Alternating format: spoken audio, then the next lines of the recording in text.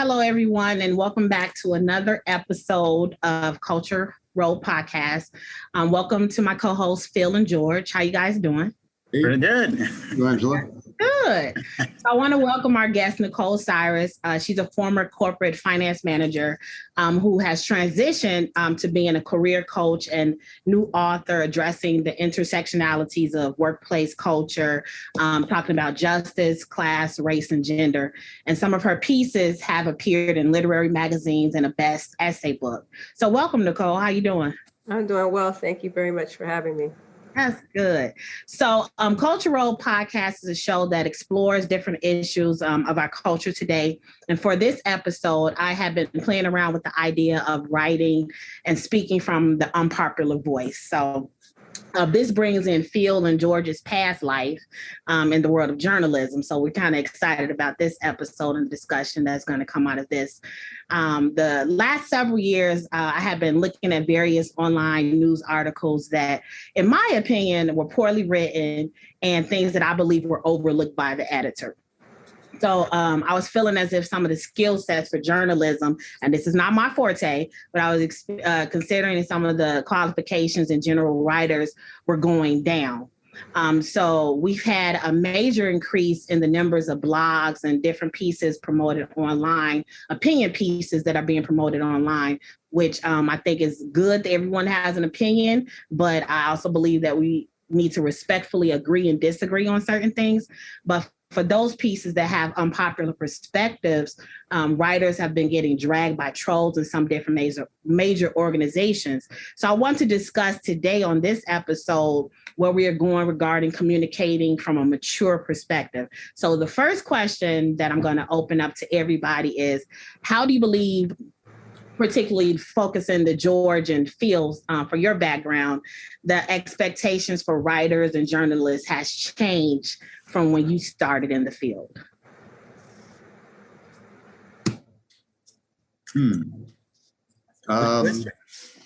Yes, I mean, okay, what has changed? Well, you know, Angela, I think what's changed basically, I mean, I guess the simplistic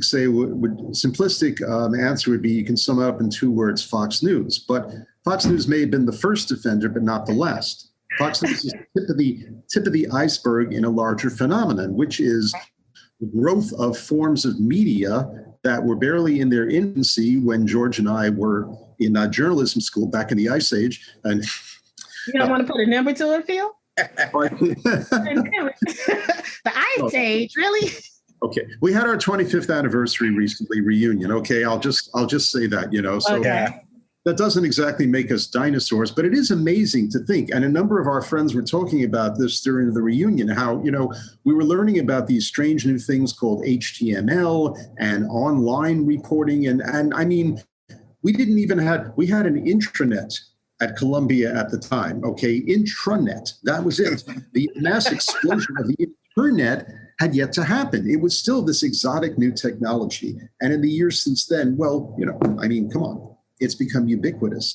Now, at the time, I can still remember all these, you know, the professors, the people who were experts already in this area were trying to sell us on the fact that the wonderful thing about this new technology would be that it would promote not only an interconnectedness among people, but also the ability to hear a wide range of viewpoints, that everybody's voice could now be heard. Okay, now, technically speaking, that's still the case. Yes, anybody's voice can be heard. There is a kind of democracy.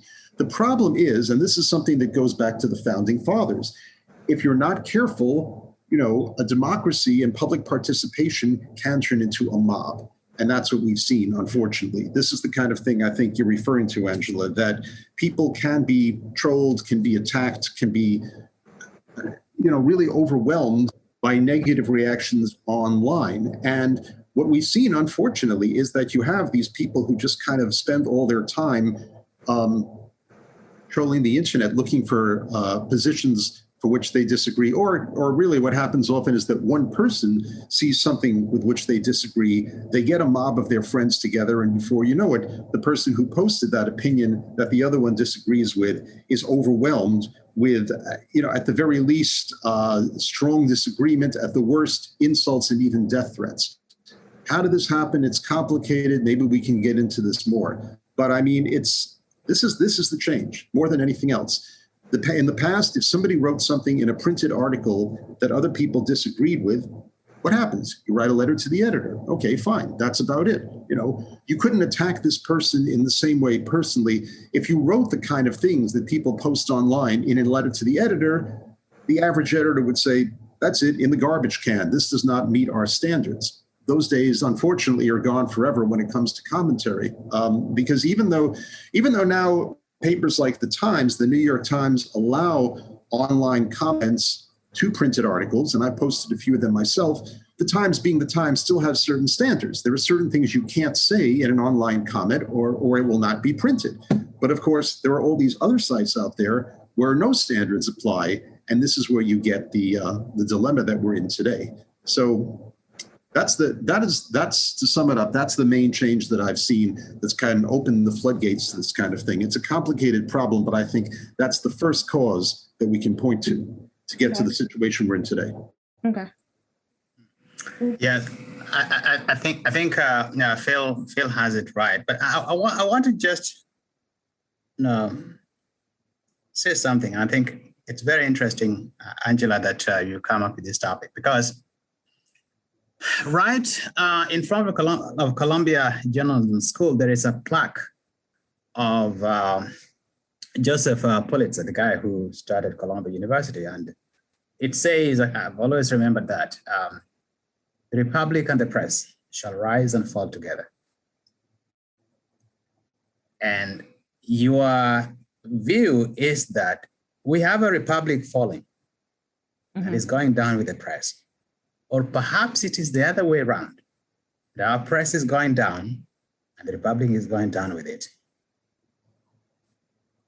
It is supposed to be a bad time to be in the media. But I wanted to go back to a little bit of some history, because even though Pulitzer was having such a, was making up that plaque, it was the same Pulitzer who, with others, had control of the media that brought what was called yellow journalism, that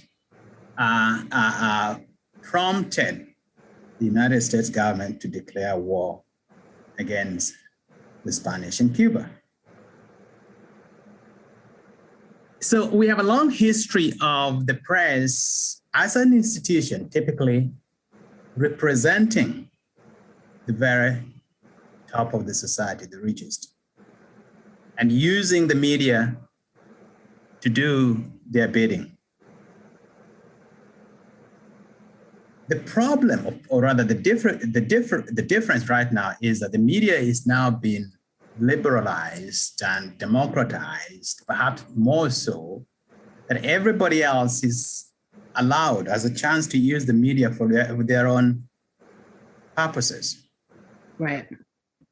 Now, that happened even before the current problem that we're having of bad media. Phil is right to point out that Fox was the first to get that. And that actually goes back to our culture. How does our culture change? Culture changes. It is an acquired learning from other people. And in the kind of media we have, we can go back to Australia, and particularly Murdoch, leaving Australia messing up, and I use that word advisedly, messing up the Australian media and then moving out of there to go to London in the 80s and buying what they call Fleet Street, the Times of London making promises that he knew he was not going to adhere to, that he would ensure that the Times of London, which was a highbrow newspaper, would remain so. It was a broadsheet. But then what he did was to make it a tabloid, yellow journalism kind of outlet. And from then he went to Sky TV. And his prize was to come to Wall Street, to come to America and take over control of the New York Times, because he knew if he did that, just like he had done in London, where politicians are now singing his praises, you cannot be a prime minister of Britain unless you kowtow to Robert Murdoch, because not only does he have the Times of London, so he has taken control over the highbrow, but he also has taken control over the lowbrow, the Sun. So he comes over to America in the early 80s. He fails to buy the Times. The Times owner says he'd rather do anything else than sell to Robert Murdoch.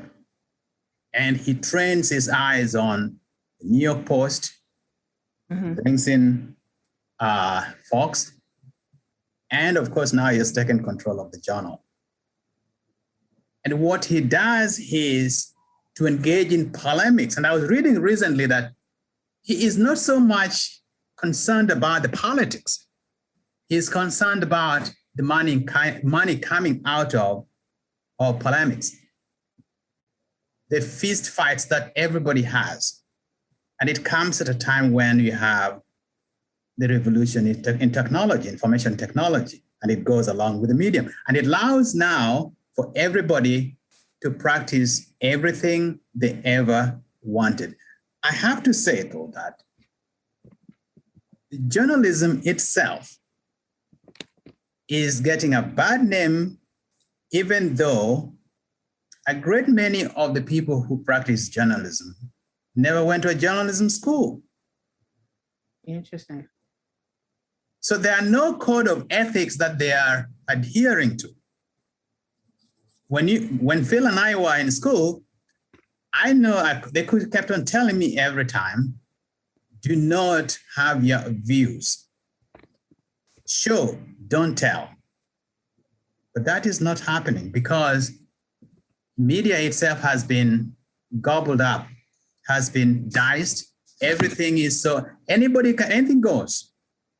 That is the difference. Sorry, I was a little bit longer. Thank you, Noel, for that history thing, because there, like you said, some points that I'm like, oh, I didn't know that. But turning the conversation kind of over to Nicole, bringing the question to you, since you're like now getting your feet wet in the industry of writing and all that, what are you seeing as you are applying to different literary magazines and other writing platforms that are you're seeing as a challenge when talking about some of the topics that you address? Yeah, there are gatekeepers, right? So I'm a new writer, but I take everything I do seriously. So I ask lots of questions. I've studied the market. I do try to show and tell. I do have people who read my pieces before who are also writers to make sure that the pieces are sound. And I've been in literary magazines that have fact-checked me as well, which actually has been extremely helpful. But coming from a corporate background where I was in finance, I had to fact-check myself, right, in order to make presentations on buying and selling companies. So I'm used to that, to having the receipts. I find that, I guess in the world post-Obama, Trump-ish time, I think it's a little easier for people of color. I wasn't writing before then, so I can't speak to that. But there are barriers for people of color. I think there's an appetite that's there, but not quite there, right? And I think a lot of editors are hesitant to go but too far on certain topics because they don't want to tip the apple cart and they don't want to mess up their own business model, right? So I found that to be disheartening. So I've written a couple of pieces that I thought were not, they were direct, but they were not hostile at all. That's not my tone. And one of the magazines was very dismissive of the piece. I mean, just really dismissive, like trying to send the message dismissive. And it was a little discouraging, but I think you have to continue to understand, I'm thinking about like Ida B. Wells and where she's come from. I'm at a different place than she is historically. I'm not fighting for my life. I'm not fighting to keep people from being lynched. But at the same time, there are a lot of topics. Like I started out, and I still am speaking to being an African-American woman or Black woman in corporate America, which is not, or moving up. I was in middle management in corporate America. And it's difficult to find. I mean, you see a lot of reported pieces on people of color, and they're great. But I think adding to the personal side, which is what I've been doing, adds to that. But it's an appetite. So you have to study the market. You have to study the publication. You have to study the editor, understand what they do publish, what's being published now. All of that matters. That's interesting. I'm thinking about, what you said, and then also going back to some of the commentary that, Phil and George said about when they were in school and some of the things that they were taught, in school. And George, I had no idea that some of the people that are, well-renowned, I guess I would say well-renowned writers and journalists, they did not go to journalism school. No, the thing about journalism is that actually, when I started, let me tell you, when I started off, it was nobody would take you seriously if you went to university. Most journalists were actually high school guys, and you ought to have been drinking like hell and smoking like a chimney. I'm telling you, the guy who first trained me to write to cover the United Nations, his name was Constant Howell, and he was such a gentleman, but he never went to college. Was he on the Columbia faculty? I don't remember. No, he wasn't. That was before even I came to Columbia. Oh, I see. Okay. Yeah, that was before I came to Columbia. He would take me to the United Nations. In Kenya, there's a UN, the third UN office, and I used to cover the environment. I used to cover military, basically conferences. I used to cover a lot of those, things. And my editor had gone to college. He had gone to North Carolina. And he was the kind of person who would call you, shout your name, and insult you right in front of everybody. And you had to just take it in a chin. And that's how journalism was. Wow. Now, they were some of the best writers. In fact, to me, some of the best writers never went to journalism school. This is all coming. I know Nicole talked about she's writing for literary magazines, which is interesting. I came of age at a time when people would say, if you go to an MFA school, you're going to mess yourself up, because what they do is to define you. What they do is to get away that voice, that distinctive voice you have. Mm-hmm. And so was journalism as well. In journalism, you'd have somebody who is training you. Actually, my going to journalism was kind of late, because I had been writing, and the guys who had been training me, I remember, I had my best story, my first breakthrough story was at a hospital in a morgue where bodies of inmates were being brought in. And I had to turn these people all around, check their name tags, and do all those kinds of things. And my story ended up getting the superintendent of the jail fired. So journalism is a kind of profession that was for the rich guys on the paper. Mm-hmm. The little guys work for them, and it is a calling. It is it used to be that nobody was training you or was going to teach you in school. Basically, somebody trains you there. So to cut it short, we have a lot of people in this country who are great journalists. They never went to journalism school. The editor of the New Yorker never went to journalism school. He went to Princeton. You know who was his professor? Toni Morrison. Oh, wow. Yeah. There are a lot of guys who went to Harvard, never went to journalism school. There are a lot of people who went to other schools, never went to journalism school. So the journalism school is a late thing. The first journalism school in this country was in 1912, Columbia Journalism School, 1912. Other professions had been there before. Yeah. And how many was Columbia admitting? About 12 people or so. And now, Phil, the last time was they admitted 187 or 180s, right? Something like and that. there's so many journalism schools around, Yeah. but there are more people wanting to write. So there are a lot of people who you don't need to go to journalism, except that there are a lot of things that train you in journalism schools that are very good. Ethics, for example. Right. Yeah.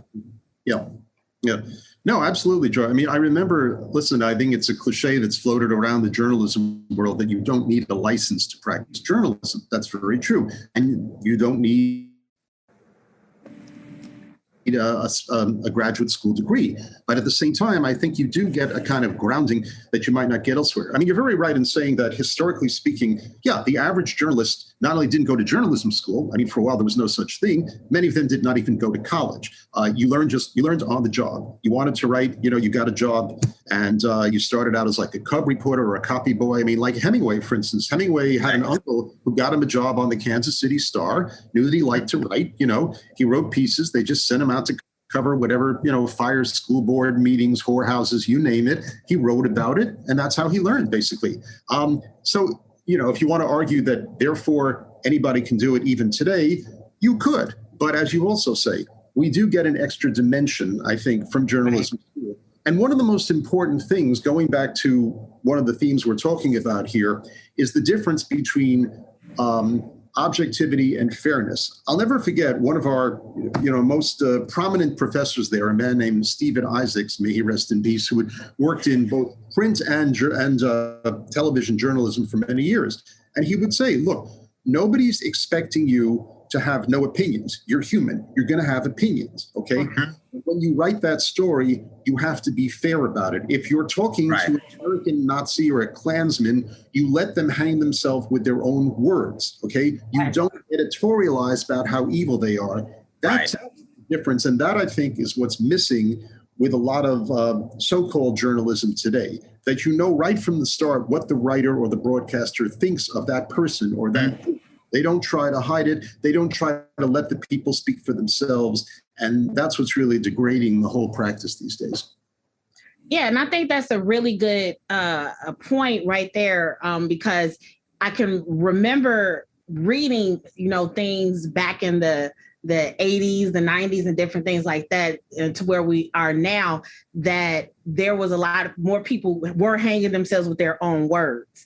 But now that everybody has an opinion, and I think that everybody should have an opinion. However, if you're writing, for newspapers and different areas within the field, you need to, I believe, have those people put their words out there and let their words be what is going to give the reader the opinion of how they feel about the person, as opposed to the writer themselves, like just tearing down the individual based upon, their own personal feelings. Because a lot of that comes through, I think, when we're, reading some of this stuff, the writer's opinions is what's coming through strongly more than anything. And going back to, I think it's George, what you were talking about with regards to code of ethics within journalism, do you think that we've gotten away from just ethics, period, in the world? And Nicole, you can come in on it as well.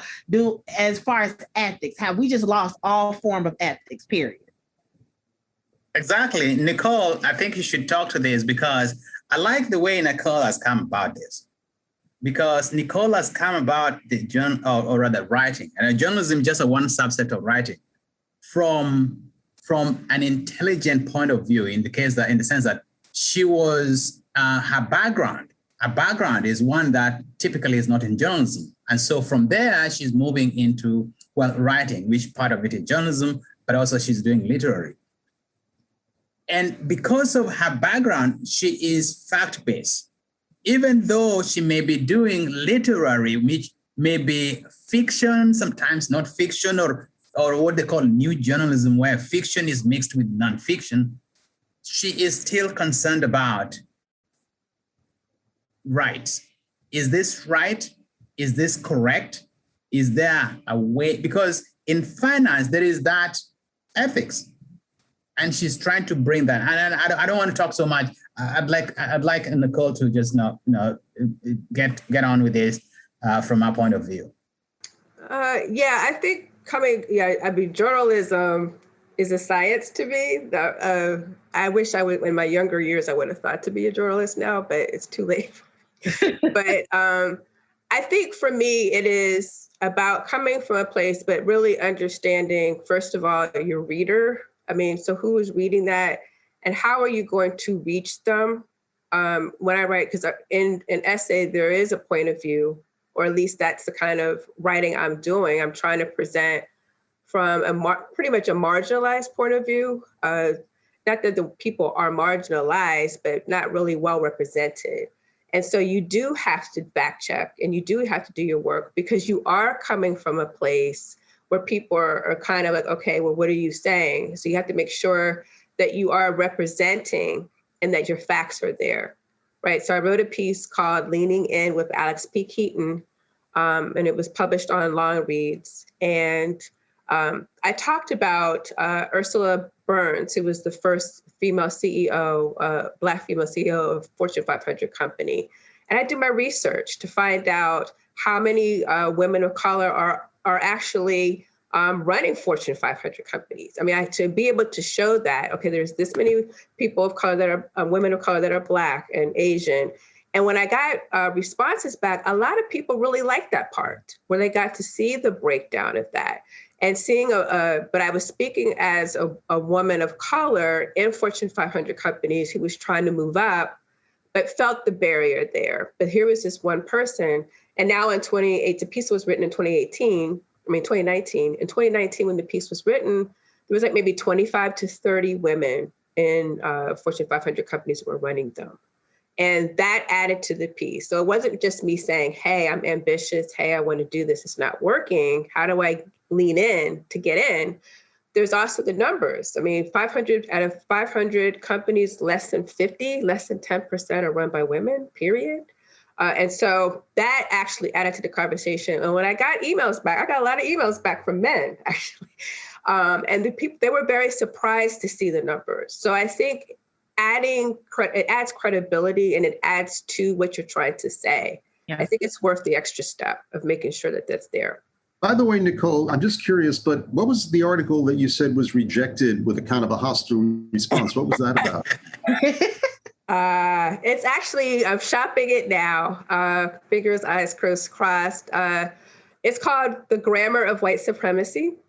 And so I am broadening out to different versions of problems in our country now. So I don't want to give it away because it kind of has a surprise element in it, but it kind of just addresses the overall themes of laws. Like, so there's like a noun. A noun is a law. A noun is a fine, a regulation. I like it already. Well, I liked the headline first, the grammar of, it's interesting. Well, yeah, because an action verb, like I am a Black woman, so white supremacy is a noun, but it also has action, right? And the verb is the action. So it can kill, belittle, murder, hold back, whatever that verb is. And then, so on the other end of that is the person receiving that. So it's an object now, right? So there's a subject now, which is white supremacy. Then there's the object now, which is the person that's receiving the action. And just drilling down on how it is. So I went to Africa, I went to Senegal in 2015, and I went to a slave house where they were preparing slaves. When I came back, I just wrote about that. I mean, how did those people feel before they were actually forced to go onto a boat and come over and lose their freedom? Well, actually, they lost their freedom in the slave house in Africa, frankly. But how is it that we still 400 or 500 years later still doing the same thing? You know, those verbs, those actions, the people on either side are still the same people. Angela, Well, Sorry, I was just going to say that sounds very, very interesting, Nicole, and I hope it's published, and that I'd love to get to read it. And I think I just wanted to say the whole theme of advocacy journalism in general. What I was saying before about objectivity in journalism, there's always been a proud tradition of advocacy journalism where you do know going in what the writer's point of view is. You mentioned Ida B. Wells. We could mention Lincoln Steffens, Ida Tarbell. This is like more than 100 years ago when these courageous men and women were writing, and we still have that today. The problem is that I think when it becomes a problem is where you have advocacy journalism where it's all advocacy and no journalism. Journalism, yeah. You talked about doing your homework, putting your facts to back up what you were talking about. I'm thinking about like Ta-Nehisi Coates' piece about the case for reparations almost 10 years ago now. He made the case. He put out the facts about the theft of Black wealth through restrictive housing laws and that sort of thing. And, he didn't just come up and say, we demand reparations. He said, this is why. This is embedded in our history. And I think that's the difference between, serious advocacy journalism that has a point of view and backs it up, and people just spouting off their own opinions or misinterpreting or looking at facts, basically the Fox News approach. Right. That's what we have to have. And going back to what Go ahead, George. Going back to what you're saying, Angela and Phil. Phil just talked about we don't need advocacy journalism, which is good, and you talked about the level of writing being bad. Sometimes you can make an argument that journalism is all advocacy, except some are good, some are bad. The good advocacy journalism is the one we just talked about earlier, which is one based on fact, one based on history, one where somebody is showing and not telling. The problem, as Phil says, is that we have now reversed to having nothing but bad advocacy journalism. So that if you write a news story, nobody cares. Nobody wants to look at. I think also maybe we have, number one, politicized language, but also monetized language. Mm-hmm. Yes. So in monetization, everybody is looking for a click. And I was just reading this story about how, I felt so sympathetic towards Donald Trump. I really do yesterday. I think he really needs our support. And the reason is that he didn't believe anything that he was tweeting. In fact, he probably wasn't tweeting. Somebody was tweeting for him. And they were tweeting on the basis that they wanted clicks. Clickbait. Because when you get clicks, number one, then, you rile people up. Mm-hmm. He's consciously divorced from everything.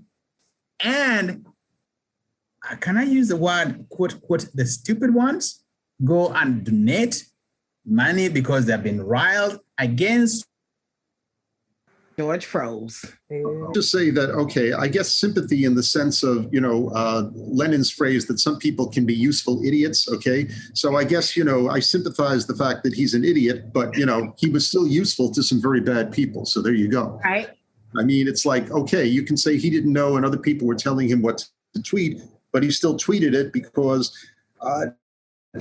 he found there was a response from certain people and he lived on that kind of response with people telling him how great he was. And that's why he did it. So, I mean, I'm sort of being tongue in cheek here, but I think, okay, you can say he didn't know, but still he knew on a different level. He kept doing it anyway. So that doesn't let him off the hook.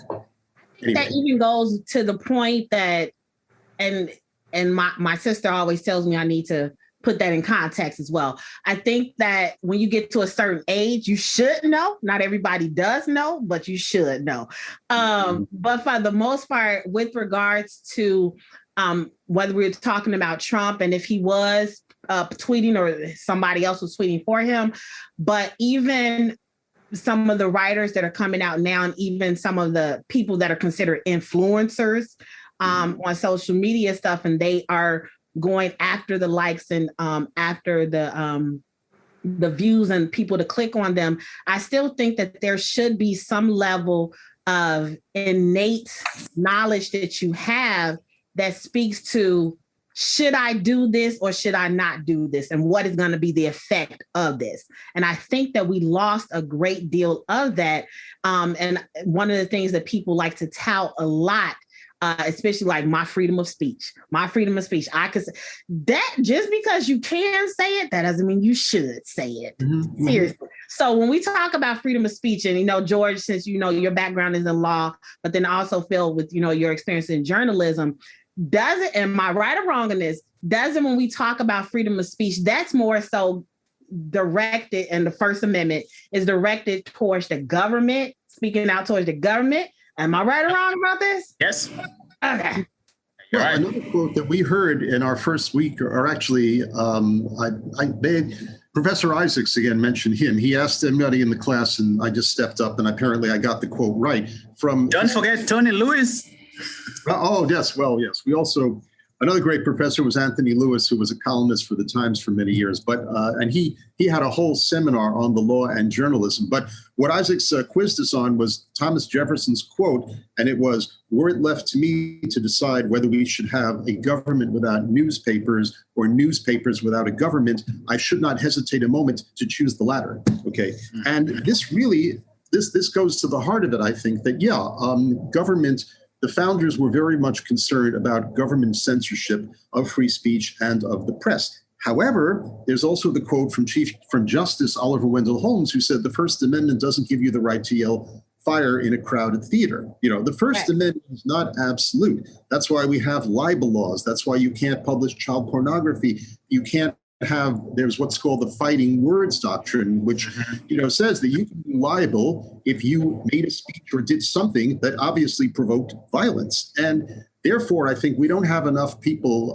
There are too many so-called advocates or so-called journalists who don't respect that norm and that tradition, and they will say what they want, and they don't mind, or they consciously are agitating people. And then they'll fall back on, oh, you're censoring me. It's my freedom of speech. Why can't I say it? Well, it's the same reason that you can't drive 200 miles on a highway. There have to be limits. Could you? I don't want to take more time. I'd like you, Nicole's view on this, the cancel culture, because everything that we've been talking about now finds a new language. A new language in cancel culture. And there was a day we did that, we discussed that a little bit with Phil and another guest. Angela was not in on that day. The issue of cancel culture, whereby the liberals are being accused of being too fragile, too an eggshell type, who, in colleges and campuses, they don't want people to say certain words and things like that. But, you go back to who owns the media and who has always had this privilege of owning the media and talking down on people. And I just talked about the fact that the media has now been liberalized by information technology, so that we are having a fight which you could say is now fair, because individuals have a chance to say what they want, as much as, big people who have been in the media for some time. And now there's this thing, and it comes in this language of cancel culture vis-a-vis the First Amendment. Nicole, how do you come to that? It's funny you mentioned that, because I'm actually writing a piece called "The Evolution of Cancel Culture Words." And like woke, that's one. Woke was actually started by African Americans in the 1940s. And it was to talk about people who were socially conscious, right?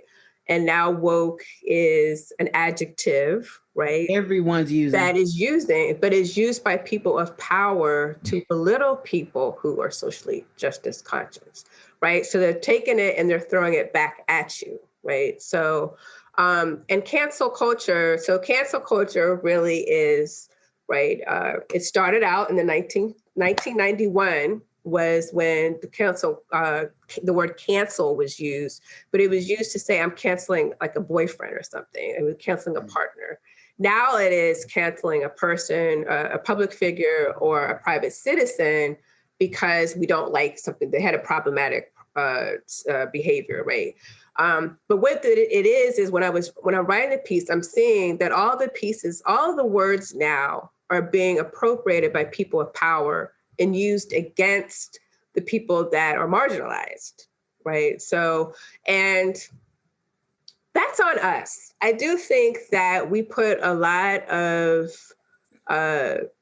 pressure on public figures for acting terribly, right? But at the end of the day, there's an audience for it, right? So like if you go to McDonald's or to go to Burger King or go to Wendy's, you know what you're getting, right? When you turn on Fox News or go further right, you know what you're getting, right? You're not going there surprised, right? And if you want more, you go to it even further right. There's an appetite for it, right? But those words that are there are used to intimidate. That's what those words are for. So like woke, now it's like a bad thing to be a woke company. So companies that are trying to align, like even with the situation that happened in Georgia earlier, and where the Major League Baseball pulled out, then the government immediately tried to do a backlash. Or even Nicole Hannah-Jones, who did the 1619 Project, and now her tenure is up in the air or not happening. So when you try to voice and do revisionist history, right? So revisionist history is history that, it's another word. Revisionist history started out, it was a Marxist word. It meant that you departed from Marxism. So now, then it went to people that said, well, our history is revised. We don't really know our real history here, right? Because the people that own the victors write the history, right? But now it is the backlash. You see different states now trying to erase, critical race theory. So you don't get to hear, there's never a chance for an external point of view. It always has to be a certain point of view. And then if not, then it's you are canceling them instead of always being the person that's been canceled. That's amazing. I mean,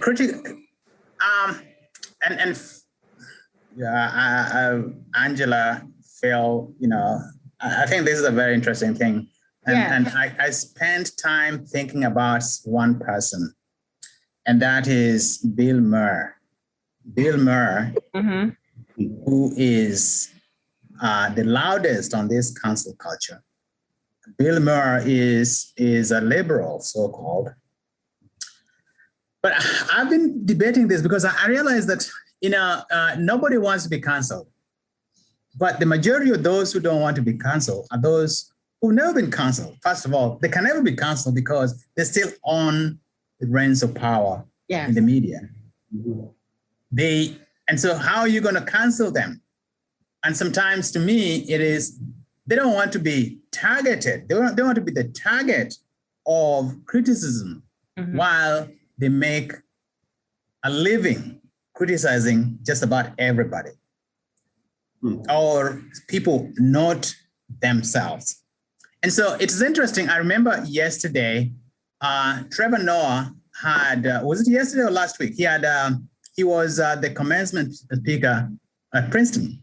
And what he said was, listen, I want to, as a joker, as a comedian, I just want to think through everything I say one more time before I say them. Because if you are the target and I don't have to weigh the consequences, then I'm just as good as say, an arsonist who doesn't understand the consequences. Somebody who is rational understands the consequences. And that doesn't mean that comedy is gone. I can still make fun of you, but I also have to understand that you're a human being. Correct. Who needs love just as much as I need my love. And it's interesting that, you're bringing that up at this point. So is it that humanistic side of things? Is it that we as a culture, as people, have been disconnected so much from community, what that means, what the understanding of community? Have we been so torn off and broken away from seeing ourselves in our neighbor that's what we are now? So if somebody disagrees with us, we have a problem with that. If somebody is not on the same level or growing or going after the same vision, we have a problem with that. Where are we in our society, American society? Because it varies, by region, by different countries and different things like that. But specifically here in America, where are we in terms of being able to support or not support people amicably and still have our own opinion? Where are we at in that part of society? I think we're in a ground war day when we should not be. Let me just make a point. There is a quote today from Justice Thomas, and it is when he was talking recently. Ginsburg, I think Ginsburg had died, and he's speaking, to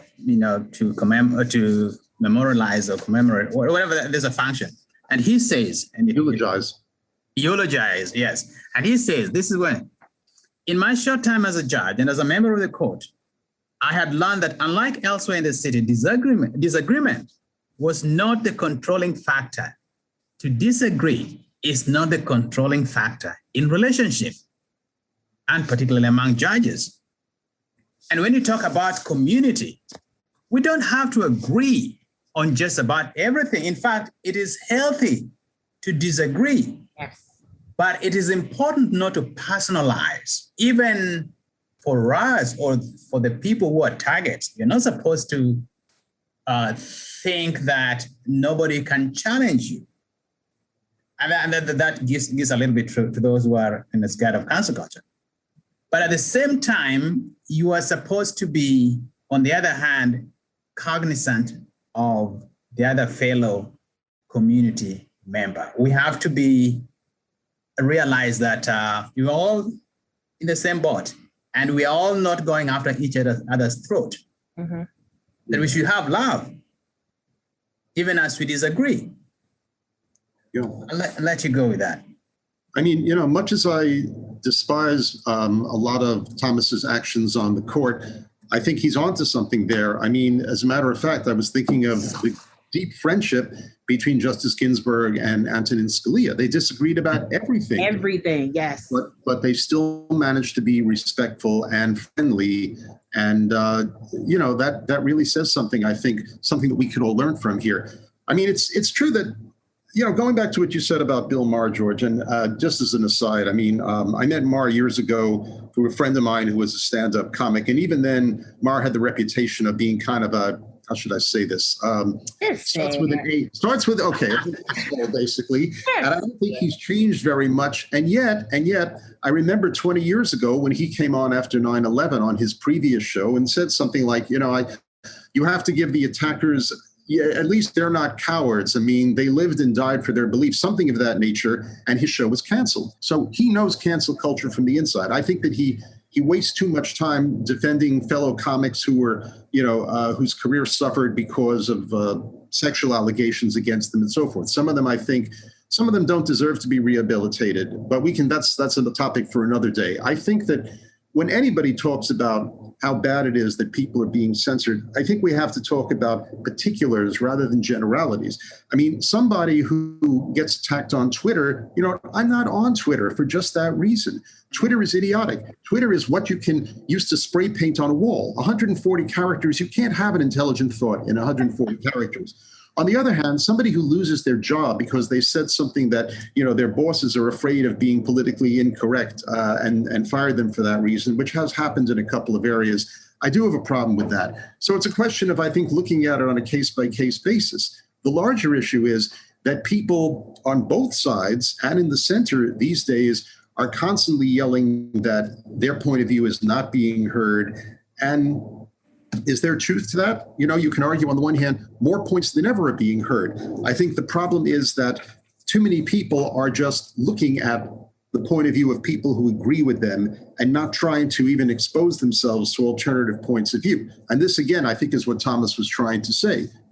I don't know if Justice Ginsburg or Justice Breyer or any of the other great liberals on the court ever changed his mind, but maybe, just maybe, it made him think a little more or expanded his thinking in a way that hadn't happened previously. And maybe he had the same effect on them. What we have now, I think, in journalism, in society, and in whatever, is that you have too many people who are not interested in being exposed to other points of view. They just do not want to hear it. They have their fingers in their ears. And this, I think, is a problem that, I don't see an easy solution to it, but we have to try. We really have to try. Can I just say something? Yeah, go ahead. I spent a lot of time thinking about this. Because I was in corporate America for a very long time. I teach at a community college, workforce development to help the community to get them prepared. And what I think we're missing a bigger picture as Americans, which is we are all Americans, right? And the tribalism is really going to be the country's downfall if we don't stop it, right? We have a lot of bigger issues that we have to really consider. We do have countries who do not mean us any good, right? And so we also have to educate our people so that we can be competitive and to stay, and we have to have that empathy. I did some consulting work years ago where our government gives to countries to help other countries. And under different administration, we pulled a lot of that out, right? The goodwill that we have out. So we have foreign issues that we have to worry about, but we also have domestic issues that we have to worry about. And when you are fighting, like Abraham Lincoln said, a house divided against itself cannot stand. I mean, if we're fighting against stuff that really doesn't matter or is really in the bigger picture not the issue, then I think we're really doing the whole country a disservice. And that's what really scares me. Yeah, I would love to keep this conversation going, but we're running out of time. But no, thank you guys for your input and your thoughts on that. It has provided a lot of perspective, and it's really interesting to getting everybody's feedback and thoughts on it. And especially, you guys coming out of journalism school to where we are now. And then also Nicole, with you as being a new writer and getting your foot in the door about this. But, thank you to everybody for, taking a thought and being and sharing with your ideas on, this topic. Thank you for, joining us as we discuss the different issues that are affecting our culture and societies that are helping to shape us. By examining our past, we understand our present and our future and where we can go to make, our society better and, even get back to community thinking. So thank you again for Nicole for being on the show and offering your feedback. And Phil and George, as always, is good seeing you and hanging out with you guys on this podcast. So join us next time and be sure to follow us on the different social media platforms as Cultural Role Podcast. Thank you.